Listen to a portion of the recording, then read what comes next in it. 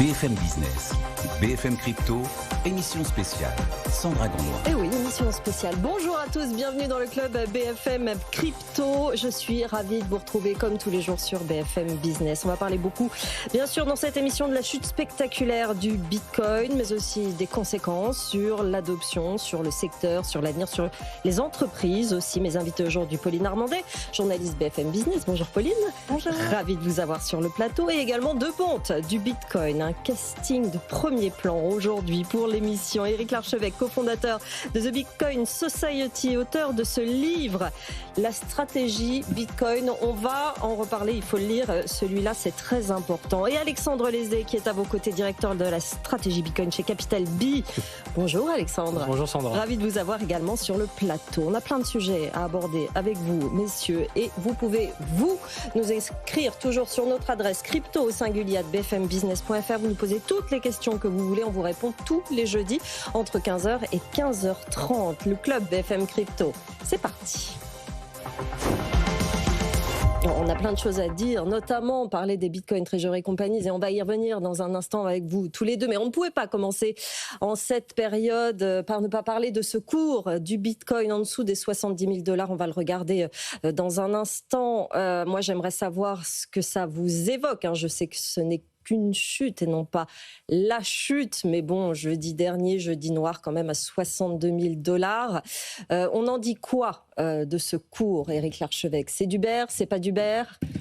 En tout cas, c'est une chute, c'est pas la première, ça doit être la quatrième, je pense, que je vis, mais c'est quand même une chute un petit peu bizarre, puisque à chaque fois précédemment, il y avait eu des scandales ou vraiment un sentiment de marché terrible, vraiment de bear market, en recul, où on se dit c'est la fin, c'est terminé, Bitcoin est mort, on va pas s'en sortir, et vraiment on sentait quand même, il y avait un sentiment extrêmement négatif, et aujourd'hui, sur cette chute-là, c'est juste une chute, c'est quand même une chute à 68 000 $, ce qui est quand même pas mal du tout. Et au final, rien n'a changé. Tous les indicateurs sont au vert. Au niveau institutionnel, il y a toujours le support des ETF, de BlackRock, de stratégie aux États-Unis. Je pense qu'il y a eu un peu un coup de pression au niveau du retail. Bitcoin est un actif de long terme et effectivement, il y a beaucoup de volatilité. Et parfois, quand ça bouge comme ça, ça crée des cascades, des liquidations avec tous les trading algorithmiques. Mais au final, je trouve que ça se maintient pas trop mal. Et en tout cas, moi, je suis extrêmement serein pour la suite. Serein, positif, on le sait. C'est évidemment sur le long terme qu'il faut regarder ça. Alexandre, votre sentiment? Le sentiment, c'est qu'on pourra peut-être faire la même émission dans 4 ans et parler de la chute du Bitcoin à 250 000 ou à 300 000. Oui. Finalement, ces niveaux-là, c'était des all-time highs à l'époque et maintenant, on parle de chute à ces niveaux. Alors, c'est une grande opportunité pour les nouveaux entrants puisque c'est l'opportunité de gagner 4 ans par rapport à des personnes qui en ont acheté il y a 4 ans au même niveau. C'est aussi une confluence de plusieurs facteurs puisque ces niveaux-là, en fait, c'est que 10% des jours dans l'histoire de Bitcoin où on se retrouve au niveau de la moyenne des 200 dernières semaines. Et c'est aussi à peu près le prix moyen de minage du Bitcoin. Et c'est aussi des niveaux très porteurs en termes de base de coût de l'ensemble des participants du réseau. Et donc, finalement, pour beaucoup, historiquement en tout cas, ça a été ces niveaux-là des opportunités qu'on appelle générationnelles.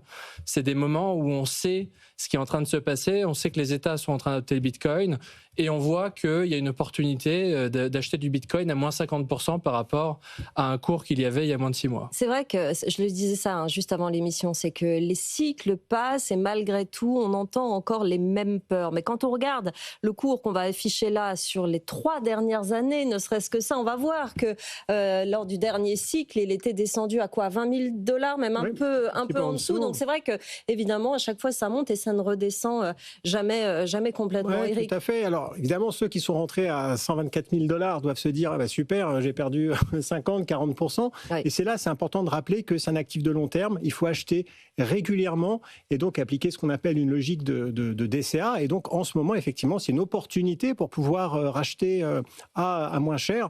Et donc il faut être prudent, bien sûr, avec Bitcoin en investissant de manière raisonnable, mais surtout régulière avec un objectif long terme. Et donc quand on voit ce type de chute, finalement, ça ne va pas générer de panique ou de situations compliquées. Pour autant, on entend beaucoup de choses, des propos alarmistes. François Villeroy de Galgoul, le gouverneur de la Banque de France, d'ailleurs, qui vient d'annoncer qu'il n'allait pas aller jusqu'au bout de son mandat, il va seulement jusqu'à juin. parle à nouveau du risque, de la volatilité. Bon, ce qui est vrai, ça reste volatile. Mais entre les lignes, la semaine dernière, il disait quand même un petit peu qu'il fallait pas y aller. Alors que quelques semaines avant, quand c'était plus haut, il disait ça peut être intéressant quand même. Bon, on sent quand même que voilà, on suit la vague. Est-ce que c'est important ces déclarations-là finalement, ou pas tant que ça pour ceux qui connaissent le secteur, Alexandre? Le gouverneur de la Banque de France est dans son rôle.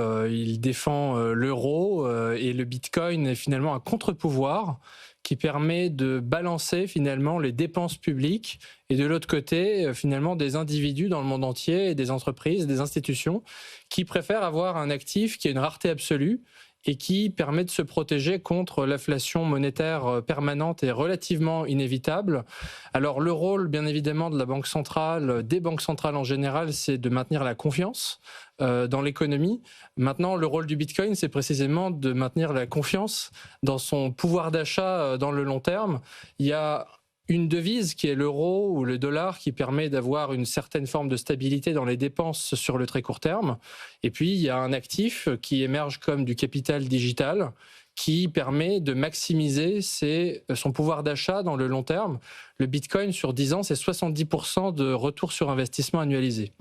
Et donc, c'est déjà 2-3 fois plus que le S&P 500, que les Magnificent Seven. Et donc, effectivement, c'est quelque chose qui peut faire peur à des banques centrales. Ça peut donner peur qu'il y ait finalement une vague de retrait bancaire pour acheter du Bitcoin. Et on l'a vu, par exemple, en Argentine, on l'a vu au Liban, on l'a vu en Iran plus récemment. Du jour au lendemain, toute devise peut mourir. Oui. Et c'est pour ça que les plus grands fonds souverains du monde et les plus grands États commencent à se défaire des dettes souveraines étatiques, et notamment de celles des États-Unis, pour aller vers des actifs que personne ne contrôle. Au premier chef, l'or, qui est passé de 10-20 trillions à maintenant 30 trillions de market capitalisation boursière. Et le Bitcoin qui finalement baisse dans ce contexte-là parce que les institutions vont vers un actif aujourd'hui qu'elles connaissent davantage en taille, qui est l'or. Et à terme, eh bien, c'est finalement le potentiel de marché du Bitcoin qui augmente proportionnellement. Et si le Bitcoin est de l'or digital, à minima, comme le disent eux-mêmes les fonds souverains, très récemment, il y a 2 semaines, il y a le fonds souverain d'Abu Dhabi, Mubadala et Adik, qui ont fait une vidéo de Michael Saylor qui expliquait ce qu'était Bitcoin, le capital digital, le crédit digital. Et donc, ces fonds souverains y croient et commencent à accumuler du Bitcoin. Et pendant ce temps-là, eh bien, il ne faut pas se poser la question de si le Bitcoin est cher ou pas cher. Le prix, c'est une information, c'est pas de la valeur. La valeur du Bitcoin, c'est finalement la souveraineté individuelle et la capacité de bénéficier des efforts de l'humanité d'un point de vue économique avec un actif que personne ne contrôle. Je comprends ce que vous dites là. En revanche, il y a quand même besoin de convaincre les investisseurs et c'est quand même une question de confiance. Donc, malgré tout, Michael Burry, par exemple, qui avait prédit la crise financière de 2008, dit en dessous d'un certain seuil, et lui, il le fixe à $50,000, c'est pas si loin que ça, ça va être compliqué et ça va commencer à vraiment avoir des conséquences, notamment sur les entreprises, sur le secteur. À lui, à cet argument-là, qu'est-ce que vous répondez l'un et l'autre, Eric? En fait, aujourd'hui, il y a une financiarisation du Bitcoin avec des institutions financières qui ont des expositions assez importantes, qui ne sont pas encore massives, mais qui commencent à se développer. Et il y a des entreprises qui ont des trésoreries en Bitcoin, et pas uniquement Stratégie ou des Bitcoin Treasury Company. Il y en a qui font ce pari d'un placement de trésorerie. Et donc, un Bitcoin qui baisse peut effectivement avoir un impact sur, on va dire, l'économie à ce niveau-là, mais il faut quand même bien se rendre compte que tous ces investissements, toutes ces positions se font dans un objectif long terme. Et je pense que tout le monde a compris que le Bitcoin a une forme de volatilité, que il peut y avoir des hausses et des baisses extrêmement importantes. Et donc vraiment, la clé de lecture de cet actif, c'est le long terme. Et donc, tous les investissements qui sont faits, toutes les prises de position doivent se réaliser dans un scénario où il peut y avoir une baisse, mais c'est pas très grave parce que de toute façon, on sait qu'on va attendre que ça va remonter. Et il y a ce qu'on appelle les stress tests, et on en reviendra sur les Bitcoin Treasury Company. Elles ont des niveaux de résistance extrêmement importants. Donc, je pense que le Bitcoin pourrait descendre à moins de 50 000, et pourquoi pas, parce que tout est possible. Je ne pense pas que cela générerait en fait une problématique systémique au niveau de l'économie. Vous parliez de Michael Saylor. Vous vouliez ajouter quelque chose, Alexandre, pour répondre à cette question aussi? Tout simplement, en fait, il il y a différentes perspectives en fonction du rôle de chaque investisseur et de ses objectifs. Michael Burry est un trader professionnel. Il est possible qu'il puisse gagner beaucoup d'argent en shortant le Bitcoin de 125 000 à 50 000 et c'est formidable. Oui, normalement, il est dans le pour point lui. d'en face, effectivement. La réalité, c'est que 99% des investisseurs ne sont pas capables de surperformer le marché et que la stratégie de buy and hold, de continuer à acheter de manière permanente sans finalement se préoccuper du prix, surperforme 99% des stratégies d'investissement. Et les seuls hedge funds qui surperforment, en fait, sont ceux aussi qui utilisent eux-mêmes le Bitcoin, même à titre de stratégie d'investissement. Donc, de ce point de vue-là, en fait, souvent, les désaccords en termes d'évolution de prix sont tout simplement parce que les investisseurs ont un temps d'horizon qui est différent et que finalement, beaucoup appliquent des schémas d'analyse qui correspondent à leurs impératifs. Les traders ont des impératifs sur 1 mois, sur 2 mois, sur 3 mois, et ils appliquent ça parfois à des Bitcoin Treasury Companies qui sont là pour les 10, 20, 30 prochaines années. Oui, c'est effectivement, c'est une question de timing et on va y revenir parce que alors vous, dans votre livre, Éric Larchevêque, vous avez une vision de la Bitcoin Treasury Company sur le long terme. C'est très impressionnant de voir votre vision et c'est vrai que le commun des mortels n'a pas cette vision si long terme sur le monde, l'économie et le système monétaire. Alors oui, c'est une vision économique et monétaire. Dans mon livre, je fais un petit peu l'analyse de notre environnement économique et monétaire moderne avec l'euro, avec le dollar, qui sont des monnaies qu'on appelle fiat, qui se basent sur rien. Et je fais le pont avec l'étalon or, qui était encore présent il y a quelques dizaines d'années ou une centaine d'années. Et mon point, c'est qu'il est important de revenir à une vision long terme, à avoir en fait, à ne plus sacrifier le futur au profit du présent. Et ce que j'explique, c'est que les Bitcoin Treasury Company, qui sont donc des entreprises qui accumulent un trésor formidable en Bitcoin, joueront le rôle de banque centrale privée dans le futur avec une émission monétaire basée sur ce nouvel étalon monétaire qui est Bitcoin et auront donc un rôle actif et important dans l'économie de demain. Ce ne seront pas juste des véhicules qui servent à accumuler du Bitcoin pour accumuler du Bitcoin, au même titre que la Banque d'Angleterre a été initialement fondée par des entrepreneurs qui avaient de l'or, des réserves d'or, qui se sont mis ensemble et qui ont négocié le droit d'émettre de la monnaie auprès de la couronne. Et c'est comme ça que la Banque d'Angleterre est née. Et je pense que dans le futur, on verra la même chose. Il y aura différentes émissions monétaires. Ce sera la concurrence des monnaies.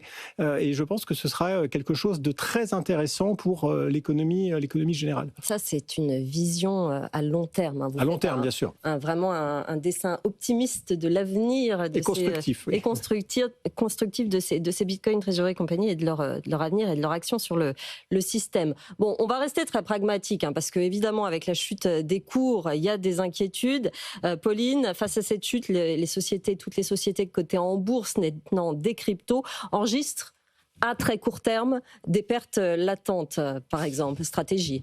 A commencé effectivement par Stratégie, donc dirigée par Michael Saylor, qui est aujourd'hui la société cotée en bourse qui détient le plus de Bitcoin, plus de 700 000 Bitcoins dans sa trésorerie. Et la semaine dernière, elle a dit qu'elle a réalisé une perte latente de plus de 12,6 milliards de dollars contre plus de 600 millions il y a un an.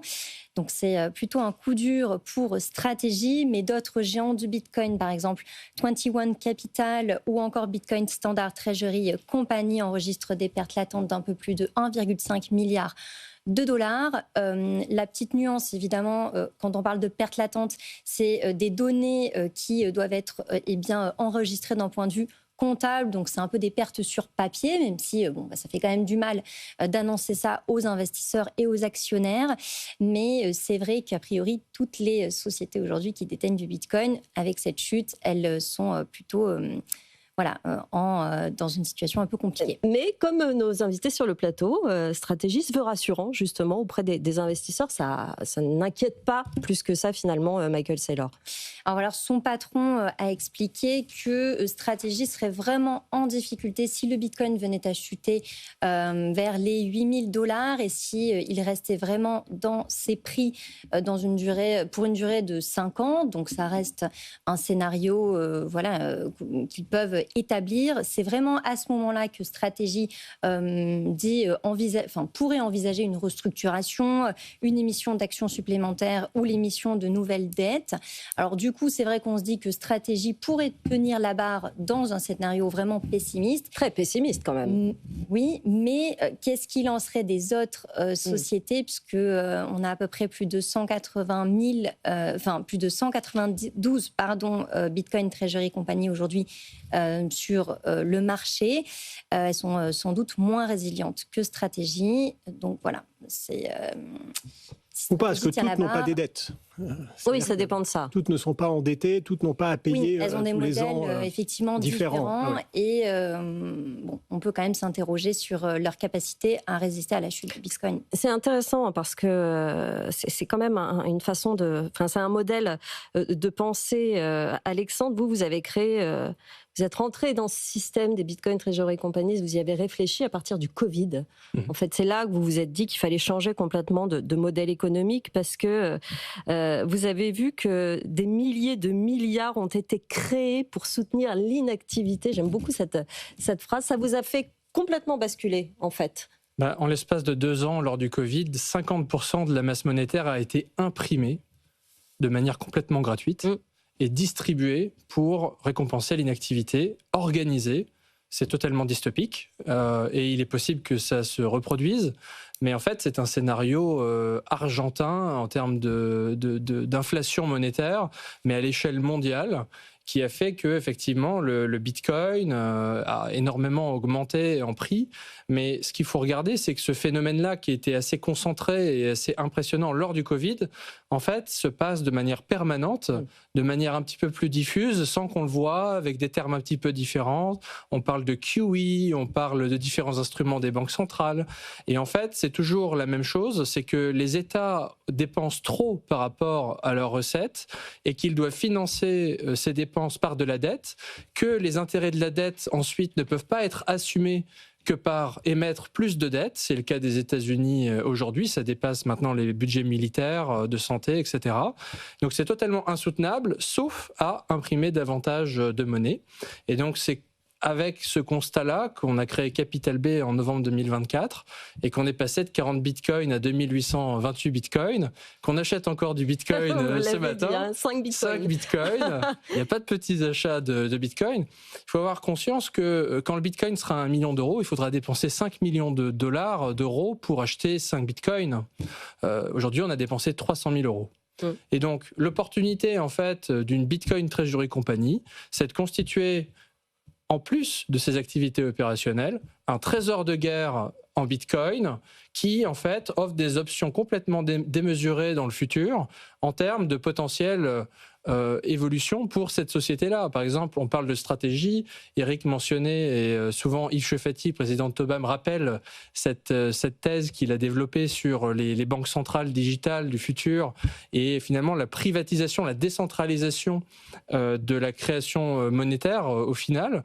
Mais finalement, c'est toute une sorte de décentralisation de la monnaie qui est en train de se passer. Mais parfois, on comprend monnaie comme moyen de paiement. Il faut bien avoir conscience que normalement, la monnaie, c'est quelque chose que personne ne contrôle et qui a une rareté absolue. Et en fait, pour mieux comprendre ce terme-là, c'est plutôt le capital qui est compris, quelque chose de long terme, comparable à de l'immobilier, à de l'or, quelque chose sur lequel on investit.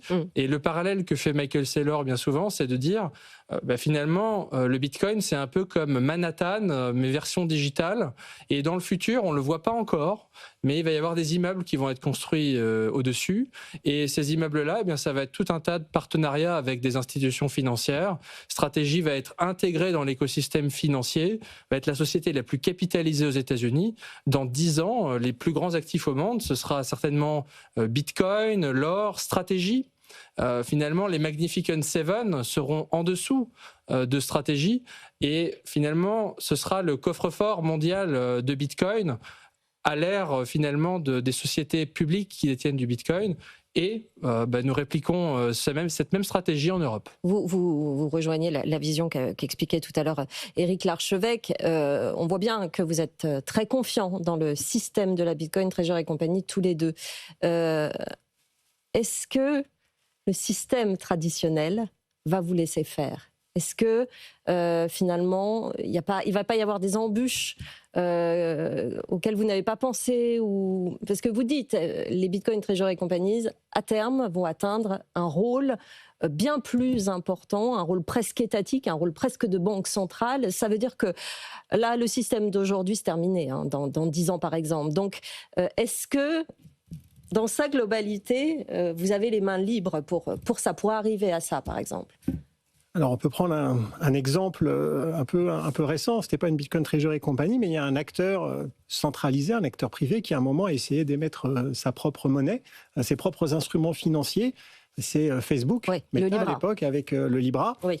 Et donc, il voulait faire un instrument financier basé sur une sorte de panier de différentes devises. Donc, rentrer dans une forme de concurrence des monnaies. Et il y a eu une levée de boucliers absolument folle partout. J'en ai été littéralement empêché. Et ils ont décidé d'arrêter, parce que je pense que déjà, il y avait un mur réglementaire qui s'est mis en face. Et surtout, je pense que Mark Zuckerberg s'est dit, je n'ai pas envie de me faire assassiner par la SCIA. Donc, s'il y a des choses auxquelles on ne touche pas, la souveraineté des États-Unis, la souveraineté monétaire, donc on va se mettre de côté. Et donc, on est toujours aujourd'hui dans cette situation. Je pense que demain, il n'est pas entendable de commencer à émettre des instruments financiers à vocation monétaire qui vont faire concurrence aux États, mais petit à petit, il va falloir s'armer de patience, de courage, de faire face aux différents obstacles réglementaires, parce que évidemment que le système ne va pas se laisser faire comme ça, et même de manière passive, parce que les cryptoactifs sont différents. Ils existent même d'un point de vue technologique en dehors du système financier classique. Hein, c'est un autre back-office. Et donc, il va falloir petit à petit faire une transition. Donc, au final, ça va être une évolution, peut-être un remplacement. Mais ce qui compte, et ce qu'on espère, c'est que cette évolution va aller dans le sens, finalement, du citoyen, dans le sens de l'entrepreneur, de l'économie, avec plusieurs monnaies différentes qui viendront être proposées sur le marché. Parce qu'il doit y avoir aussi, comme sur n'importe quel marché, une concurrence saine des monnaies. Et en tout cas, c'est ce que j'appelle de mes voeux. J'adore votre vision des choses, mais c'est vrai que le Libra, ça n'a pas marché. Les stablecoins sont contrés par le projet de la Banque centrale européenne. En Europe, on a encore des grosses résistances. C'est ça que je veux dire, Alexandre. En fait, c'est plutôt une intégration à l'intérieur du système financier traditionnel et au final aussi un renforcement de ce système-là dans l'hypothèse où Bitcoin devient la réserve de valeur mondiale. Chacun peut y trouver son intérêt. Exactement, puisque finalement la vocation et l'intérêt d'une Bitcoin Treasury Company n'est pas de devenir une banque ou une banque centrale, c'est plutôt de faire des partenariats stratégiques avec des acteurs de ce type-là, des acteurs financiers traditionnels. Après, il y aura peut-être des acteurs qui vont aller directement dans le cadre des services financiers, c'est tout à fait possible, mais en fait, c'est surtout la capacité d'avoir un bilan qui peut devenir le plus important en termes de capitalisation dans un continent et finalement de devenir la société qui apporte les meilleures opportunités de business pour les banques traditionnelles. Et finalement, on le voit avec Stratégie. Stratégie fait travailler des dizaines de banques au niveau mondial pour lever du capital, envisage des partenariats avec des acteurs financiers pour distribuer ses produits de crédit digital backés par du Bitcoin. Et on peut envisager la même chose côté Capital B, de vraiment accélérer cette intégration de Bitcoin dans le système financier traditionnel. Et on parlait de compétition des monnaies, mais en fait, à la fin, on parle ici réellement, aujourd'hui, de compétition entre l'euro et le dollar. Entre l'euro et le dollar, finalement, la monnaie qui sera la plus solide, c'est celle qui aura le plus d'entreprises détenant le plus de Bitcoin dans son continent. Donc, il faut plein de Bitcoin Treasury Company en Europe. C'est ça que ça veut dire? Exactement, il faut beaucoup de Bitcoin Treasury Company. Ça va renforcer le système. Voilà, il faut un président qui soit pour le minage de Bitcoin et qui veuille que le Bitcoin soit une priorité nationale. Ça, c'est le cas aujourd'hui des États-Unis. À ma connaissance, ce n'est pas encore le cas en France, mais on voit des évolutions positives. On voit qu'il y a maintenant une prise de conscience sur le minage de Bitcoin et on voit que finalement aussi, le Bitcoin, d'un point de vue d'actif de réserve, commence à faire son chemin en Europe avec le Luxembourg, avec la République tchèque et finalement, ça rejoint les Émirats arabes unis, les États-Unis, le Salvador, le Bhoutan. Au début, on rigolait parce que c'était le Bhoutan et le Salvador. Après, c'est les États-Unis. Après, c'est le Luxembourg. Après, c'est les Émirats arabes unis, la Norvège. Où est la France ? Eh bien, ce que font les Bitcoin Treasury Company aujourd'hui, et avec les projets que portent Eric et le nôtre chez Capital B, eh bien, finalement, nous contribuons aussi à l'attractivité technologique, industrielle et financière de la France sur le long terme, puisque finalement, c'est les entités qui auront le plus de Bitcoin, qui auront le plus la capacité aussi de développer par la suite des projets créateurs de valeur. Et voilà, et vous continuez à acheter du Bitcoin. En plus, il est bon en ce moment, c'est très bien. C'est une bonne opération pour le moment. Je vous conseille ces 2 livres. Éric Larchevêque, La stratégie Bitcoin. Comprendre, investir, réussir. Ça explique tout de A à Z. Qui, quoi, comment, pourquoi, comment on investit, comment on peut conserver, comment on peut transmettre, les obligations, les réponses aux nombreuses critiques aussi qui ont été levées depuis plusieurs années. C'est honnêtement l'un des livres les plus efficaces et les plus simples d'accès que j'ai lus ces dernières années. Donc je vous le conseille. Il est très intéressant, très accessible aussi à ceux qui veulent s'y mettre. Tout est expliqué dedans. Vous êtes aussi le héros de cette BD. Oui. C'est pas vous qui l'avez écrit. Non, c'est pas moi, je ne suis pas l'auteur. Celle-là, c'est Clément Grandjean et Diane Fayolle pour les dessins.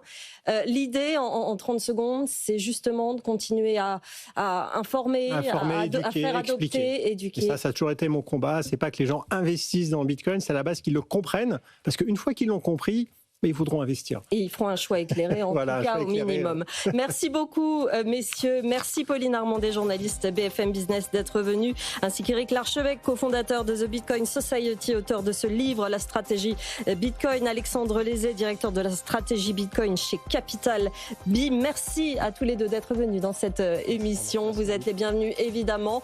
Je vous laisse entre les mains de BFM Bourse. Passez une bonne journée sur BFM Business. BFM